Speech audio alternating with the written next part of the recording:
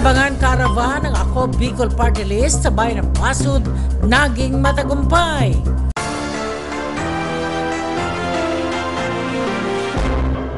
Labis ang pasasalamat ng mga naging benepisyaryo ng isinagawang Tarabangan Caravan ng Ako Bicol Party List sa bayan ng Basud. Tampok sa nasabing aktibidad ang medical and dental mission, libreng haircut, massage at local recruitment activity. Ikinatuwa rin ng mga taga-Basud ang mga inihandang palaro ng AKB. Ayon kay Mayor Adrian Davoco ng Basud, ito ang kauna-unahang Tarabangan Caravan sa kanyang bayan dahil ang unang kahalintulad ng aktibidad ay ginanap sa bayan ng Jose Panganiban. Of course, nagpapasalamat po ang buong bayan ng Basud sa Ako Bicol Party List sa kanilang pong pagpili dito po sa ating lugar para po ganapin ang Tarabangan Caravan dito po sa 2nd District ng Camarines Norte. Kasi po sa pagkakaalam ko, yung unang Tarabangan ay nasa Jose Panganiban. So dito po ang kauna-unahang na Tarabangan Caravan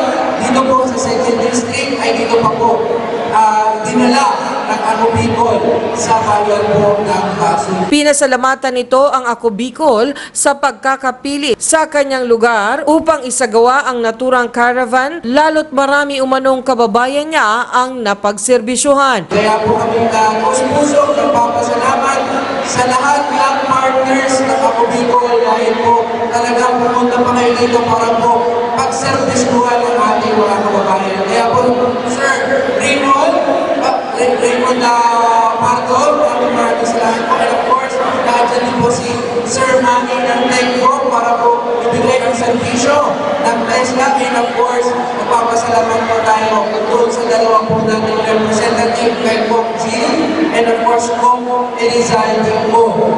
Siyempre, wag daw po natin kakalimutan ang Ako Bicol.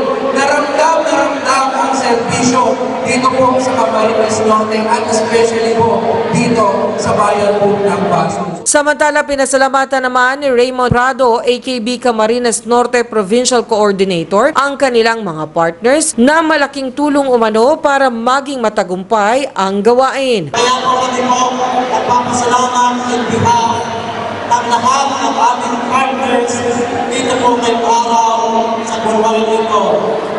At syempre po sa ating mga municipal coordinators at dito sila sa Kagawad Julian Puneta at maraming magkamalong o sa parang nakikita ko. At syempre po sa ating mga enforcer, sa ating Philippine National Police ng bayan ng Basud at sa mga nakikita ko po representative ng mga barangay tanod galing po sa ibang barangay ng bayan ng Basud.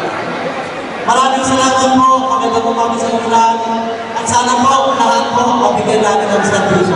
Salamat po. Para sa CNTV News, Mutia Montenegro.